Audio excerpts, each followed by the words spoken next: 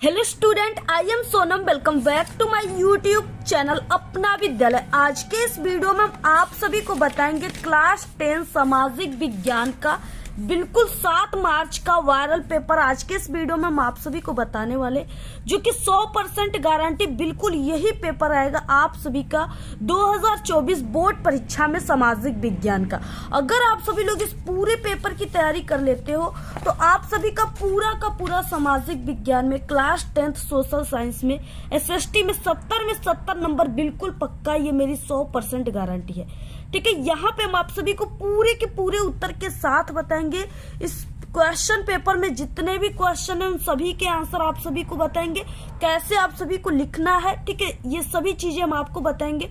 और यहाँ पे हम आप सभी को मानचित्र, जो मानचित्र है भारत का, उसको भी हम आप सभी को भर करके बताएंगे। ठीक है, यानी कि 10 नंबर का क्वेश्चन आपके मानचित्र से रिलेटेड आता है। और ये जो मानचित्र रहेगा ये आप सभी के पेपर में किस तरीके से आप सभी को मिलेगा, ये जो मानचित्र है। ठीक है, और आपको कैसे इसमें 10 नंबर के क्वेश्चन को भरना है, सभी चीजें हम आपको बिल्कुल अच्छे तरीके से भर के बताएंगे।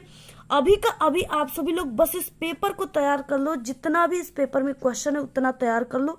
आप सभी लोग सामाजिक विज्ञान में, सोशल साइंस में बिल्कुल टॉप कर जाओगे, ये मेरी 100% गारंटी है। ठीक है, तो आप सभी लोग सबसे पहले इस वीडियो को लाइक कर दीजिए, चैनल पे नए तो चैनल को सब्सक्राइब करके आप लोग बेल आइकन को जरूर प्रेस कर दीजिए और इस वीडियो को आप लोग अपने सभी दोस्तों में जरूर शेयर कीजिएगा। सबसे पहले यहाँ पे देखिए, ये जो पेपर है ये 7 मार्च का है। ठीक है, 7 मार्च का सामाजिक विज्ञान का है और ये 2024 सामाजिक विज्ञान का पेपर है। ये जो पेपर बहुत ही वायरल है क्योंकि इसका जो पेपर कोड है, ये जो संकेत है, ठीक है, यानी संकेतांक का पेपर है, ये 825 EZ है। ठीक है, जो बिल्कुल वायरल है। हर साल जो है इस पेपर कोड का सामाजिक विज्ञान का पेपर अक्सर, ठीक है, आधे से अधिक जिलों में यही पेपर आता है। तो आप सभी लोग अगर इस बार क्लास 10 की बोर्ड एग्जाम दोगे, ठीक है, और आप सभी लोग सामाजिक विज्ञान में कुछ अभी नहीं पढ़े हो तो आप लोग मात्र इस पेपर को तैयार करके चले जाना। आप लोग पूरे के पूरे सामाजिक विज्ञान में 70 नंबर बिल्कुल छाप कराओगे। ठीक है, 7 मार्च को आप लोग बिल्कुल धुआं करके आओगे, बिल्कुल आग लगा कर आओगे। ये जो पेपर है ये बहुत ही वायरल है, आप लोग इसको कहीं पर भी ये पेपर कोड को नोट करके रख सकते हो इंपॉर्टेंट चीज पे। ठीक है, नोट्स पे। अगर आप सभी का यही पेपर आ गया, आपका 7 मार्च का यही संकेत का पेपर, तो आप सभी को कुछ नहीं करना है, सिर्फ आपको इसी वीडियो को ओपन करके कमेंट बॉक्स में हमें थैंक यू जरूर कहना है। सबसे पहले यहाँ पे अनुक्रमांक और यहाँ पे आप सभी को नाम लिखना है। ठीक है, और ये आप सभी का सामाजिक विज्ञान का बोर्ड का कोड होता है। इसके बाद इसमें जो समय मिलेगा आपको 3 घंटे 15 मिनट का समय मिलेगा। और अगर आप लोग इस पेपर को, जितने भी स्टूडेंट 7 मार्च से पहले ही देख ले रहे हैं, ठीक है, वो इस पेपर को 2:50 पे ही करके बैठ जाएंगे, ये मेरी गारंटी। इतने समय में ही इस पेपर के पूरे आंसर को छाप कर बैठ जाएंगे। इसके बाद अगर आप सभी लोग, ठीक है, अभी से इस पेपर की तैयारी कर लेते हो तो आपका पूरा का पूरा 70 नंबर का पूर्णांक है, तो इसमें पूरा 70 में 70 आप लोग छाप कराओगे। यहाँ पे सबसे पहले निर्देश दिया है, इसको भी पढ़ लेना, काफी मोस्ट इम्पोर्टेंट है। पहले कि प्रारंभ के 15 मिनट आप सभी को इस प्रश्न पत्र को पढ़ना है। ठीक है, और यहाँ पे यह प्रश्न पत्र 2 खंडों में विभाजित है, खंड अ है और खंड ब है। ठीक है, जिसमें से खंड अ जो है इसमें 20 अंक के बहुविकल्पी क्वेश्चन है, जिनका उत्तर आप सभी को OMR सीट पर देना है। ठीक है, OMR सीट पर अगर एक बार आप लोगों ने उत्तर को, ठीक है, अंकित कर दिया तो उसके पश्चात आप सभी को उसे नहीं काटना है, नहीं इरेजर का यूज करना है, नहीं आप सभी को उस पे व्हाइटनर का यूज करना है। ठीक है, इन सब चीजों का आपको यूज नहीं करना है। और दिए गए जो मानचित्र जो आप सभी को मिलेंगे, ये मानचित्र आप सभी को इसको लास्ट में, ठीक है, कहाँ पर आप सभी को कॉपी में रखना है, जिससे ये जो मानचित्र है ये आप सभी के बोर्ड के एग्जामिनर के पास तक पहुंच सके। ठीक है, और आपको इसका 10 नंबर मिल सके, ये सभी चीजें हम आपको बताएंगे। वर्णनात्मक फर्स्ट और वर्णनात्मक सेकंड है। वर्णनात्मक फर्स्ट में 4 नंबर का क्वेश्चन, वर्णनात्मक सेकंड में 6 नंबर के क्वेश्चन है। ठीक है, बाकी मानचित्र संबंधित 2 प्रश्न 5-5 नंबर के हैं।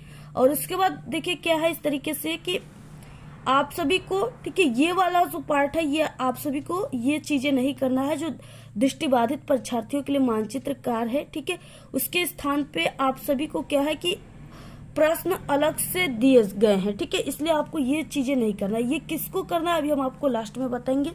सबसे पहले देखिए यहाँ पे खंड अ शुरू होता है, बहुविकल्पीय प्रश्न, और ये सभी जो है वेरी मोस्ट इम्पॉर्टेंट है। ठीक है, यहाँ पे सभी क्वेश्चन इंपॉर्टेंट है जो आपके पेपर में 100% छपेंगे। पहला क्वेश्चन है, ज्यूसेप्पे मैत्सिनी के द्वारा स्थापित गुप्त संगठन था। ठीक है, 4 ऑप्शन है। पहला यंग इटली, इसके बाद यंग फ्रांस, यंग प्रसा और यंग जर्मनी। ठीक है, इस तरीके से है। तो यहाँ पे क्या हो जाएगा, जो ज्यूसेप्पे मैत्सिनी था वो यंग इटली जो है गुप्त संगठन का स्थापना किया था। ठीक है, नेक्स्ट दूसरा क्वेश्चन काफी मोस्ट इम्पोर्टेंट है, फ्रांस की क्रांति हुई थी, यानी फ्रांस की क्रांति कब हुई? तो ऑप्शन पहला है 1970 में, उसके बाद है 1789 ईस्वी में। ठीक है, इसके बाद यहाँ पे है कि 1795 में और 1815 ईस्वी में। तो देखिए, जो फ्रांस की क्रांति हुई थी वो लुई 16वें के शासन काल में हुई थी। ठीक है, लुई 16वें के शासन काल में हुआ था और ये 5 मई, ठीक है, 1789 ईस्वी को हुआ था। ऑप्शन यहाँ पे बी राइट है। नेक्स्ट है यहाँ पे तीसरा क्वेश्चन, हिंद स्वराज पुस्तक के लेखक है सरदार पटेल हैं, बाल गंगाधर तिलक है, महात्मा गांधी हैं, ठीक है, या सुभाष चंद्र बोस हैं? तो यहाँ पे क्या हो जाएंगे, महात्मा गांधी जी। ठीक है, ऑप्शन सी राइट है। नेक्स्ट है यहाँ पे चौथा क्वेश्चन, बहुत ही ध्यान से क्वेश्चन को तैयार कीजिए क्योंकि ये सभी क्वेश्चन बहुत इंपॉर्टेंट है और यही सब क्वेश्चन आपके पेपर में आएंगे 7 मार्च के। ठीक है, प्रथम विश्व युद्ध प्रारंभ हुआ था, प्रथम विश्व युद्ध जो है कब प्रारंभ हुआ था? 1910, 1911, 1914 और 1920। ठीक है, तो ये 1914 के ईस्वी में जो है प्रथम विश्व युद्ध प्रारंभ हुआ था। ऑप्शन यहाँ पे सी राइट है। नेक्स्ट है 5वां क्वेश्चन, समवर्ती सूची से संबंधित विषय नहीं है। कौन सी विषय जो है समवर्ती सूची से संबंधित नहीं है? शिक्षा, वन, उत्तराधिकार या विदेशी मामले? ये विदेशी मामले जो है ये समवर्ती सूची में नहीं आएंगे। ठीक है, विदेश में ही आएंगे। इसके बाद नेक्स्ट है 6वां क्वेश्चन, संविधान के अनुसार भारत की राष्ट्रभाषा है। भारत की राष्ट्रभाषा क्या है संविधान के अनुसार? हिंदी है। ऑप्शन ए राइट है। निम्नलिखित में से कौन सा खनिज आधारभूत है? ठीक है, कौन सा खनिज जो है आधारभूत है? मैग्नीज है, अभ्रक है, लो अयस्क है या तांबा है? तो ये लो अयस्क है। ऑप्शन सी राइट है। निम्नलिखित में से कौन सा ऊर्जा का परंपरागत स्रोत है? ये काफी इंपॉर्टेंट क्वेश्चन है, हर साल पेपर में आते हैं। ठीक है, सौर ऊर्जा, कोयला, पवन ऊर्जा या ज्वारी ऊर्जा? ठीक है, तो ये क्या हो जाएगा यहाँ पे? कोयला। ऑप्शन यहाँ पे बी राइट है। इसके बाद नेक्स्ट 9 क्वेश्चन, विश्व व्यापार संगठन की स्थापना निम्नलिखित में से किस वर्ष हुई? 1986, 1995, 2001, 2004। ठीक है, तो कब हुई थी? 1995 में हुई थी। बहुत इंपॉर्टेंट है, इसको जरूर तैयार कर लीजिए आप लोग सभी क्वेश्चन को।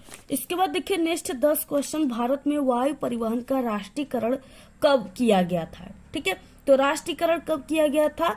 1953 ईस्वी को। ऑप्शन बी राइट है। निम्नलिखित में से इस्पात बनाने में किस खनिज का उपयोग किया जाता है? अभ्रक, मैग्नीज, तांबा या बॉक्साइट? ठीक है, तो किसका किया जाता है? मैग्नीज का किया जाता है। ठीक है, इस्पात बनाने में। ऑप्शन यहाँ पे बी राइट है। 12 क्वेश्चन, निम्नलिखित में से भारत जो है वो प्रमुख रूप से किसका आयात करता है?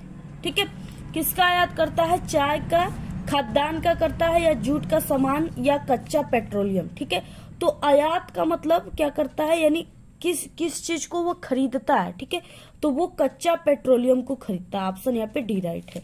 नेक्स्ट 13 क्वेश्चन क्या है कि इनमें से किस देश में महिलाओं की भागीदारी बहुत अधिक नहीं है? ठीक है, स्वीडन में, नॉर्वे में और या फिनलैंड में या भारत में? तो कहाँ पे नहीं है? तो ये भारत में नहीं है। ठीक है, यानी भागीदारी बहुत ही अधिक नहीं है।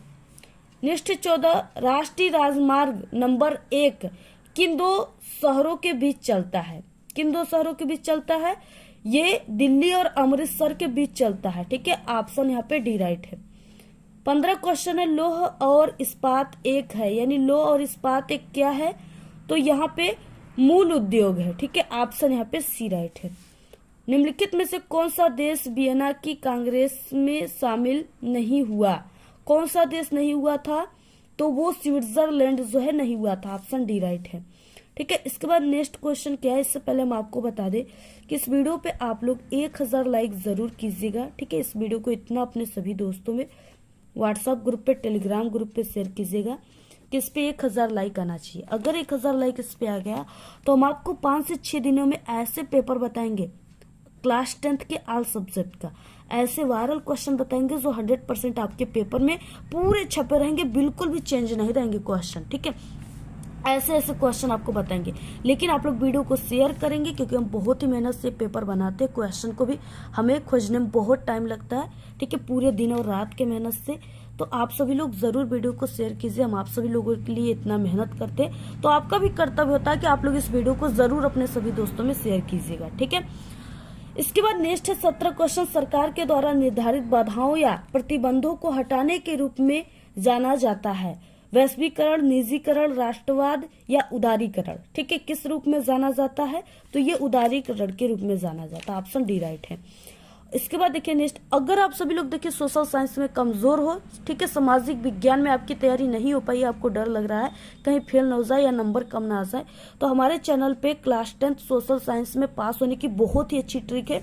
अगर आप लोग उस ट्रिक का यूज अपने पेपर में करते हो तो आप लोग पास ही नहीं बल्कि बहुत अच्छे नंबर ला सकते हो, ठीक है। तो अगर आप लोग नहीं देखे उस ट्रिक की वीडियो तो आप लोग जरूर देख लीजिएगा, जितने भी कमजोर स्टूडेंट है, ठीक है। आप सभी को वीडियो देखने के लिए आपको कहाँ से वो वीडियो मिलेगा देखने के लिए? तो आपको देखिए YouTube पर सर्च करना है, ठीक है, सामाजिक विज्ञान में पास होने का ट्रिक, और हमारे चैनल का नाम अपना विद्यालय। अगर आप लोग ऐसे सर्च करोगे तो वहाँ पे हमारी ट्रिक की वीडियो आ जाएगी, आसानी से आप लोग देख सकते हो, ठीक है। किसी भी सब्जेक्ट में आपको पास होने की ट्रिक चाहिए, आपको उस सब्जेक्ट का नाम, ठीक है, वो ट्रिक, और आपको हमारे चैनल का नाम लेकर के YouTube पर सर्च करना, हमारी वीडियोज आ जाएंगी वहाँ पे।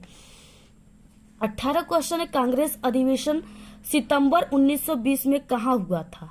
ठीक है, कलकत्ता, दिल्ली, बंबई या लाहौर में हुआ था, ठीक है। तो ये कलकत्ता में हुआ था। ऑप्शन यहाँ पे ए राइट है। खरबूजा कौन से मौसम की फसल है? खरबूजा जो होता है इस तरीके से, ठीक है, वो किस मौसम का फसल है यहाँ पे पूछ रखा है। खरीफ, रबी, जायद या तीनों मौसम की, ठीक है। तो ये जो है ये जायद फसल है। ऑप्शन सी राइट है। वस्तुओं और सेवाओं के बदले में लोगों के द्वारा सामान्य रूप में स्वीकार किया जाता है विनिमय, साख, ऋण या मुद्रा, ठीक है। तो ये मुद्रा यानी वस्तुओं को सेवाओं के रूप में क्या किया जाता है? मुद्रा लिया जाता है और सेवाएं दी जाती है। तो इस तरीके से ऑप्शन यहाँ पे डी राइट है। इसके बाद नेक्स्ट आ गया यहाँ पे खंड ब, जिसमें वर्णनात्मक प्रश्न फर्स्ट है, जो कि 4 नंबर के क्वेश्चन है, ठीक है।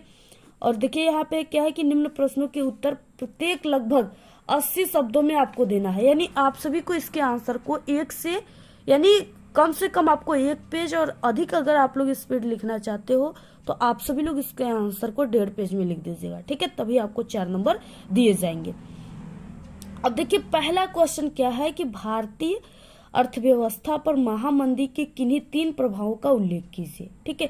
इस तरीके से क्वेश्चन दिया है कि जो भारत में महामंदी की शुरुआत हुआ था वो 1929 ईस्वी को हुआ था, ठीक है। और जब ये महामंदी आई थी तो क्या हुआ था कि देश में बहुत ही गरीबी आ गई थी, ठीक है, आर्थिक स्थिति हो गया था। और इसमें सबसे ज्यादा जो घाटा लगा था वो किसानों और मजदूरों को लगा था, कृषि क्षेत्र में लगा था, ठीक है।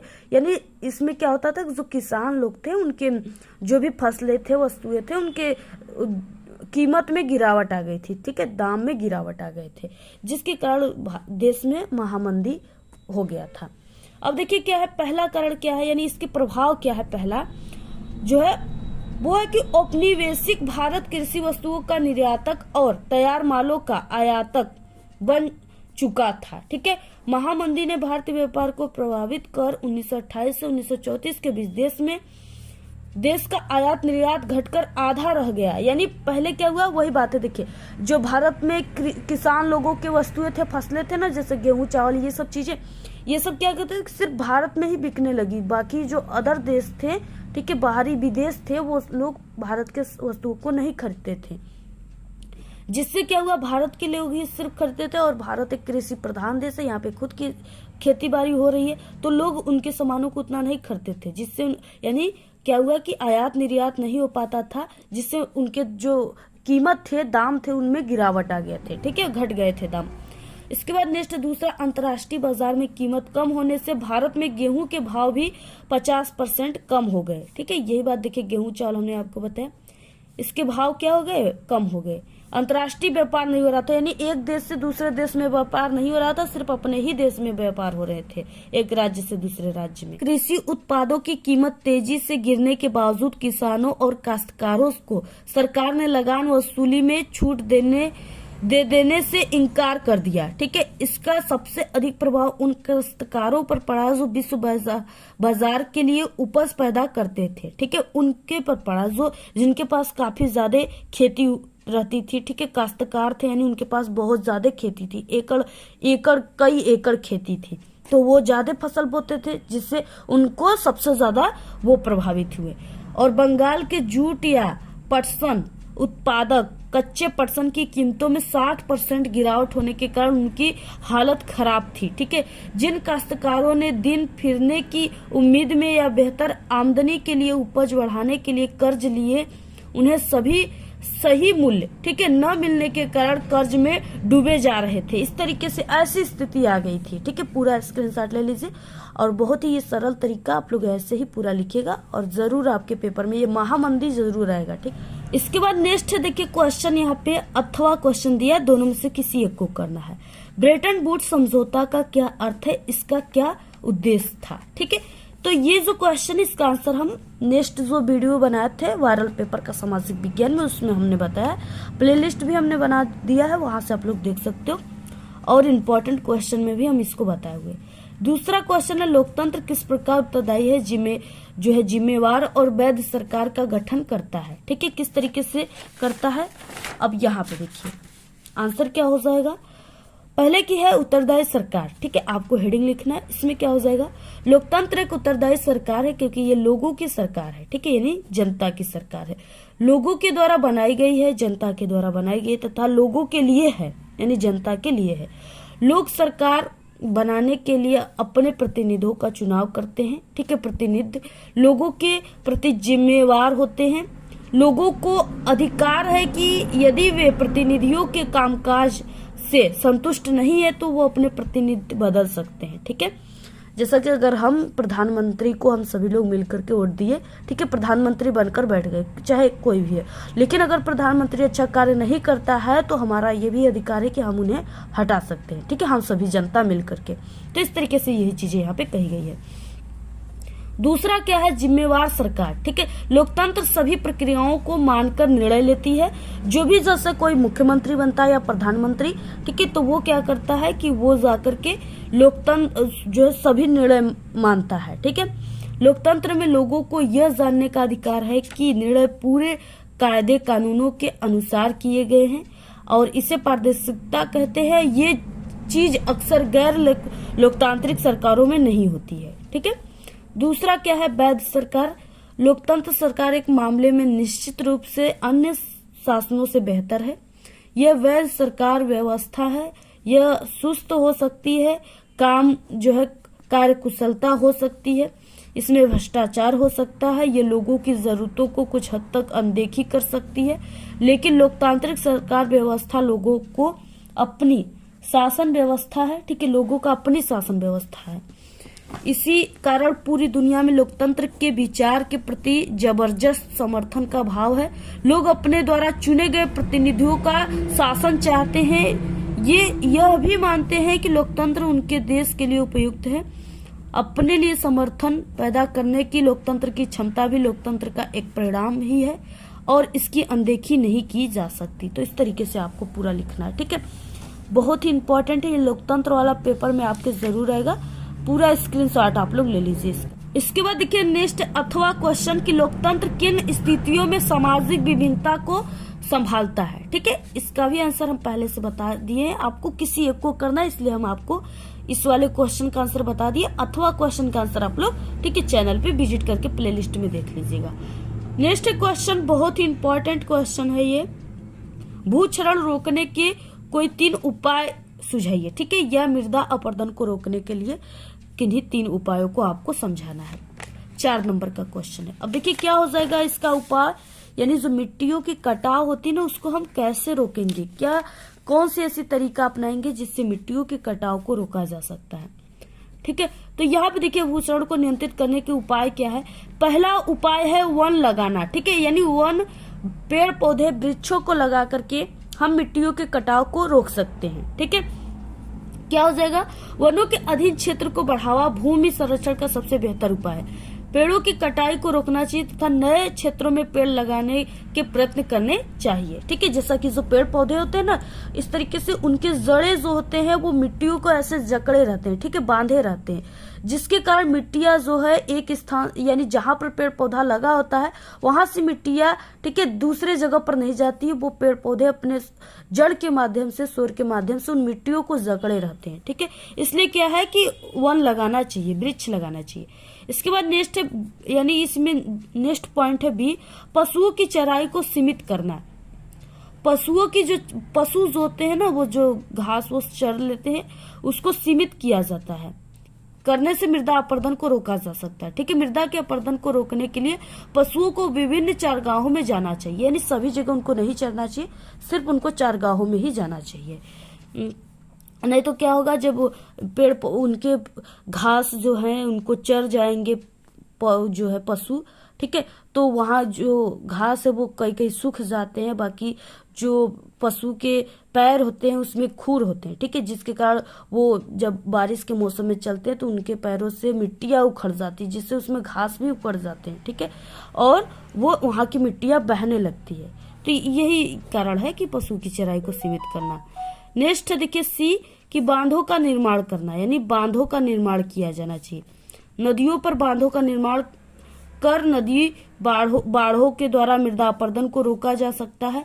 इससे जल की गति को नियंत्रित करके भूसरण को रोका जा सकता है। ठीक है, यानी बांध बनाए जाएंगे तो उसमें क्या होंगे कि अगर इधर उधर के जो मिट्टियां आ रहे हैं तो वो बांध में जाकर के एक जगह रुक जाएंगे। ठीक है, वो पानी के साथ नहीं बहेंगी, इसलिए बांधों को बनाया जाकर मिट्टियों के क्षरण को रोका जा सकता है।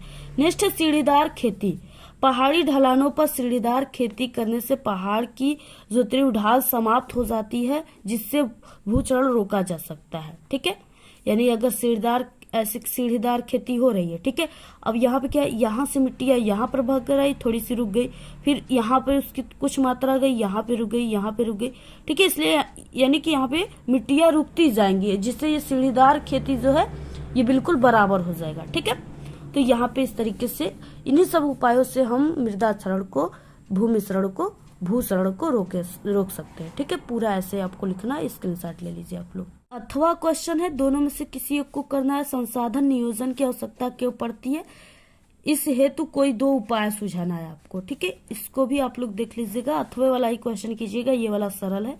नेक्स्ट है चौथा क्वेश्चन, राष्ट्रीय आय वृद्धि हेतु कोई 3 उपाय सुझाइए। ठीक है, तो उत्तर क्या हो जाएगा, यहाँ पे देख सकते हो आप लोग कि भारत में राष्ट्रीय आय को बढ़ाने के लिए निम्नलिखित प्रयास किए जाने चाहिए। ठीक है, पहला प्रयास जो है वो क्या है, जनसंख्या वृद्धि पर नियंत्रण करके। ठीक है, भारत में जनसंख्या तीव्र गति से बढ़ने के कारण प्रति व्यक्ति आय कम होती है। ठीक है, वो राष्ट्रीय आय में वृद्धि नहीं हो पाती है। आवश्यकता यह है कि देश के नागरिकों को शिक्षित किया जाए, वो उनके जनसंख्या वृद्धि के गंभीर परिणामों से अवगत कराया जाए। ठीक है, यानी इस तरीके से कराया जाए। दूसरा कारण क्या है, यानी कैसे हम आय में वृद्धि कर सकते हैं। दूसरा है कि कृषि विकास के प्रयास। भारत एक कृषि प्रधान देश है, हमारे देश की राष्ट्रीय आय में कृषि का योगदान सबसे अधिक है। ठीक है, यानी भारत में जो आधेतर अधिक जनता जो है वो कृषि पर ही निर्भर है। ठीक है, खेती बाड़ी करते हैं, गाँव में सबसे अधिक।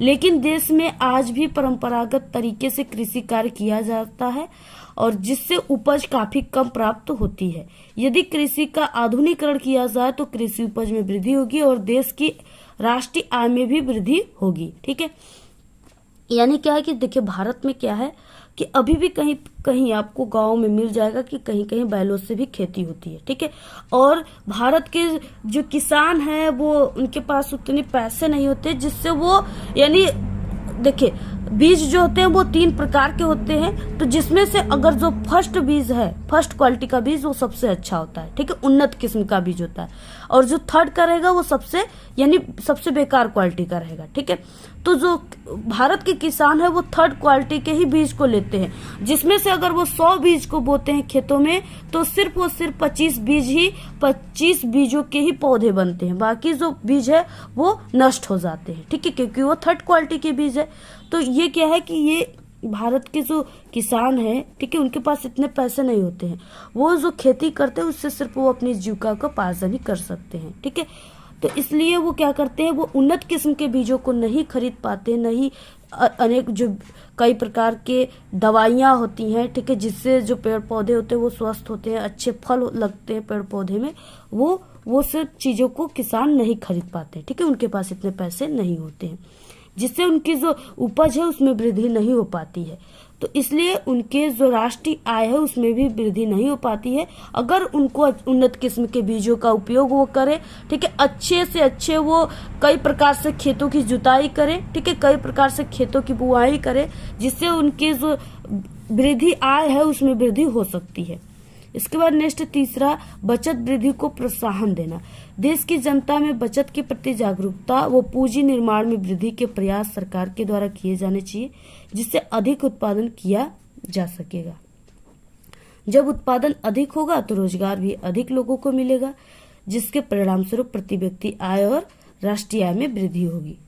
इसके बाद नेक्स्ट है चौथा है उद्योगों को प्रोत्साहन, ठीक है। सरकार की जो है औद्योगिक नीति इस प्रकार होना चाहिए कि जिससे कुल उत्पादन में वृद्धि की जा सके, तथा सरकार ने साहसी को प्रोत्साहन करना चाहिए। इसके लिए देश में आर्थिक स्थिरता का वातावरण निर्मित करना चाहिए, तथा उत्पादन के कार्य के लिए कम ब्याज एवं ऋण व खास सुविधाएं उपलब्ध करानी चाहिए। नेक्स्ट यहाँ पे पांचवा है कि प्राकृतिक साधनों का संतुलन विदोहन। देश में उपलब्ध प्राकृतिक संसाधनों का विवेकपूर्ण तरीके से विदोहन करना चाहिए, जिससे उनका लंबे समय तक पूर्ण उपयोग किया जा सके। इस तरीके से आपको पूरा लिखना है, पूरा स्क्रीनशॉट ले लीजिए आप लोग, बहुत इंपॉर्टेंट है, ये पेपर में जरूर आएगा आपको। इसके बाद अथवा क्वेश्चन देखिए क्या है कि शिशु मृत्यु दर रोकने के कोई 3 उपाय सुझाना है, ठीक है, यानी शिशु मृत्यु दर को कैसे रोका जा सकता है। तो इसको भी हमने कई बार बताया, आप लोग देख लीजिएगा, ठीक है। और आप लोग फर्स्ट वाले क्वेश्चन को ही कीजिएगा, वो इम्पोर्टेंट था। नेक्स्ट है वर्णनात्मक प्रश्न सेकंड आ गया। निम्न प्रश्नों के उत्तर प्रत्येक लगभग आपको 150 शब्दों में लिखना है, यानी आपको 2 से 2.5 पेज में इसके आंसर को लिखना है, तब आपको 6 नंबर मिलेंगे, ठीक है। पहला क्वेश्चन है जो काफी मोस्ट इम्पोर्टेंट है कि भारत में राष्ट्रवाद के उदय के प्रमुख कारण क्या थे, ठीक है। इसको हमने कई बार बताया हुआ है, आप लोग इम्पोर्टेंट क्वेश्चन के प्लेलिस्ट में देख लीजिएगा, ठीक है। अथवा क्वेश्चन है भारत छोड़ो आंदोलन पर एक संक्षिप्त आप सभी को निबंध लिखना है, ठीक है। जो गांधी जी थे वो 3 आंदोलन चलाए थे, जिसमें से पहला था असहयोग आंदोलन, दूसरा सविनय अवज्ञा, तीसरा था भारत छोड़ो आंदोलन, ठीक है।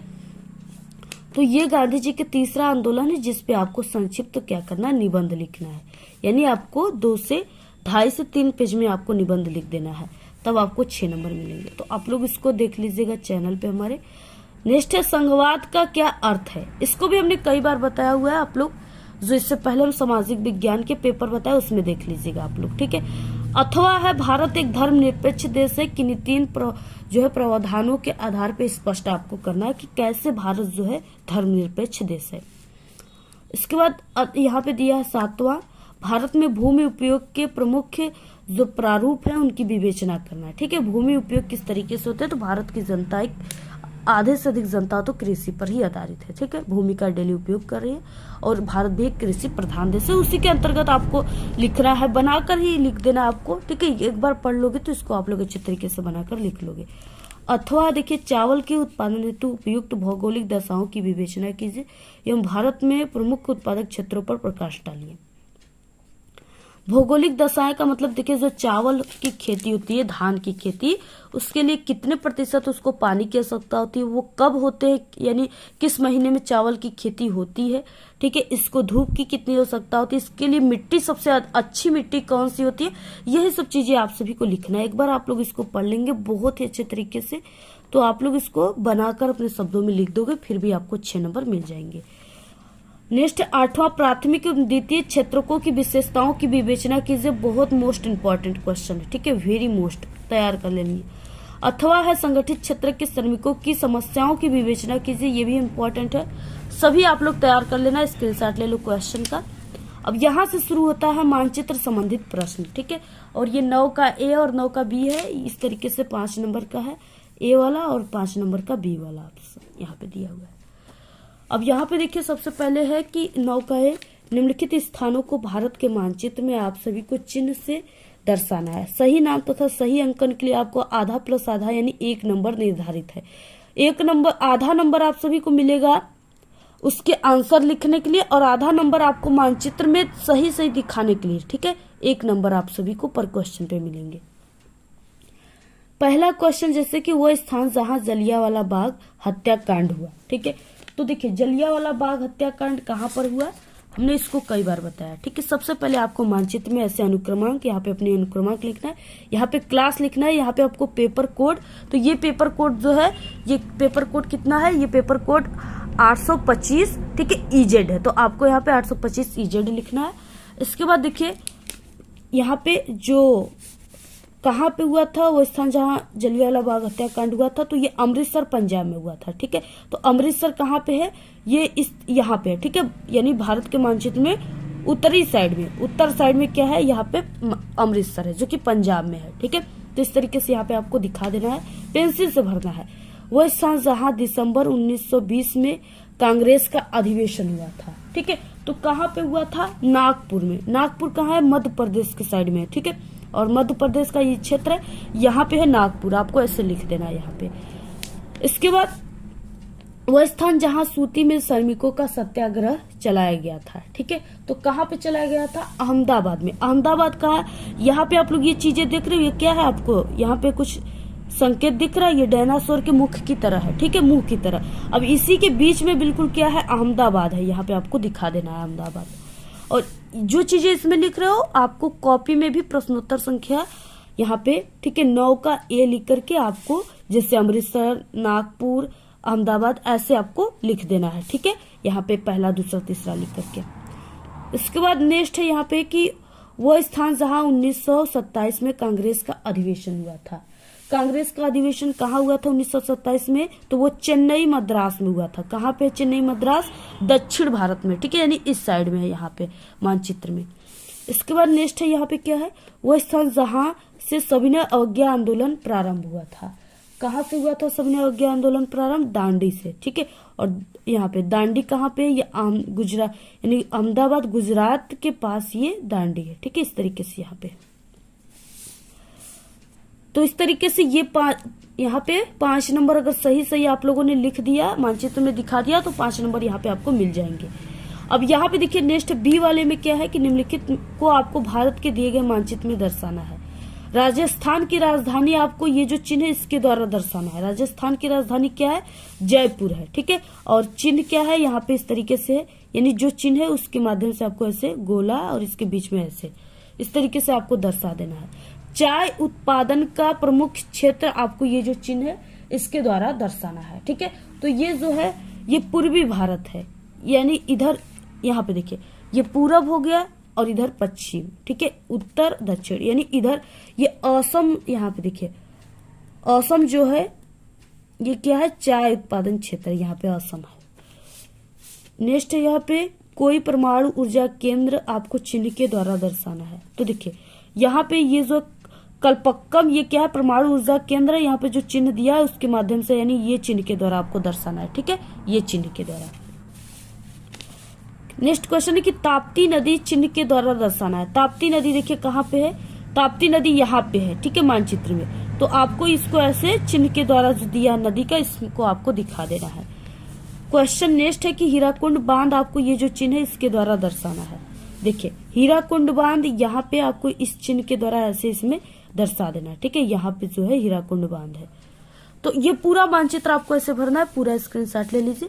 इसको हम और भी अच्छे तरीके से कई ट्रिक के माध्यम से चैनल पे बताया, आप लोग यूट्यूब पर सर्च कर लीजिएगा मानचित्र कैसे भरे अपना विद्यालय, वहां पे हमारी वीडियोस आ जाएंगी, वहां से आप लोग इसको देख लीजिएगा। ठीक है, तो ये पूरा आप सभी को यानी सिर्फ इतना ही करना है, 10 अंकों का है पूरा। और इसके बाद ये 9 का जो इस तरीके से दिया है यहाँ पे कि दृष्टिबाधित परीक्षार्थियों के लिए मानचित्र कार्य, ये आपको नहीं करना है। ठीक है, ये पूरा आप सभी को नहीं करना है, इसके ऊपर ये वाले बस करना है, ये उनको करना है जिसको कम दिखाई देता है। ठीक है, तो इस तरीके से आपको करना अगर, और ये मानचित्र आपको भरने के बाद आप लोग जो सब क्वेश्चन आए थे उनके आंसर जिस कॉपी पर लिखे हो बोर्ड के, ठीक है, उसी के पीछे आप सभी को क्या करना है, ये मानचित्र को जोड़ करके आपको स्टेपल, अगर स्टेपलर ले गए तो आप लोग स्टेपल कर सकते हो, अदरवाइज आप लोग धागे मिलते हैं बोर्ड एग्जाम में, ठीक है। आप लोग धागे को क्या कीजिएगा, ऐसे पेन से इसमें ऐसे 2 ऐसे छेद करके इसमें धागे को डालकर नत्थी कर दीजिएगा, ठीक है। अच्छे तरीके से आपको नत्थी करना है, तभी ये मानचित्र एग्जामिनर के पास पहुंचेगा, जिससे आपको इसका नंबर मिल पाएगा, ठीक है। अगर आपकी कॉपी से अलग हुआ तो आपको 10 नंबर मानचित्र के नहीं मिलेंगे,